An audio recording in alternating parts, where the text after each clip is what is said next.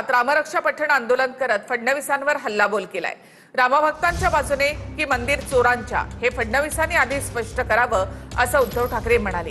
राम मंदिर तिजोरीवरच्या डल्ल्यामधून खासदार विकत घेतले असा आरोपही ठाकरेंनी केला। तर उद्धव ठाकरे थोडी तरी रामरक्षा म्हणतील असा टोला फडणवीसांनी लगावला होता। याला देखील ठाकरेंनी प्रत्युत्तर दिलं। श्रीराम रक्षा स्तोत्रम संपूर्णम श्री सीतारामचंद्रार्पणमस्तु। उद्धव ठाकरेंनी नागपूरमध्ये जात रामरक्षा पठण केलं। रामरक्षा पठण केल्यानंतर केलेल्या भाषणातून उद्धव ठाकरेंनी भाजप आणि राष्ट्रीय स्वयंसेवक संघावर जोरदार टीका केली आहे। राम भक्त आणि राम मंदिर चोर असा लढा आहे। सगळ्यांनी ठरवायचं तुम्ही कोणत्या बाजूला आहात, राम भक्तांच्या बाजूला आहात की मंदिर चोरांच्या बाजूला आहात, हे फडणवीसांनी उत्तर द्यावं। तुम्हाला कोणाला काही वाटत नसेल तर तुमचं हिंदुत्व हे ढोंगी आहे। आज हे मी तुमच्या नागपूर मधून तुमच्यावरती आरोप करतोय।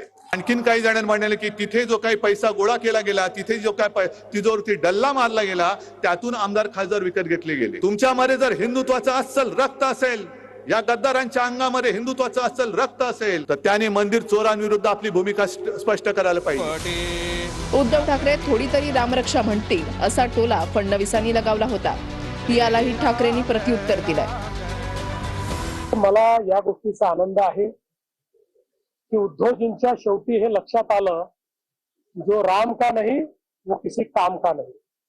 त्यामुळे ते रामाकडे परत गेले। तर यावेळेस तरी थोडी बहुत का होईना रामरक्षा ते वाचतील आणि केवळ राजकीय कार्यक्रम करणार नाहीत, अशा पद्धतीची अपेक्षा मी या ठिकाणी ठेवतो। मुख्यमंत्र्यांनी आव्हान दिले, उद्धव ठाकरेंनी रामरक्षा बोलून दाखवावी। मी आज त्यांना त्यांच्याच गावात येऊन सांगतोय की फडणवीसजी, रामरक्षा म्हणणं जरी तुमचं काम असलं तरी रामरक्षा करणं हे आमच्या राम भक्तांचं काम आहे। आम्ही रामरक्षक आहोत, मनामध्ये भाव नाही।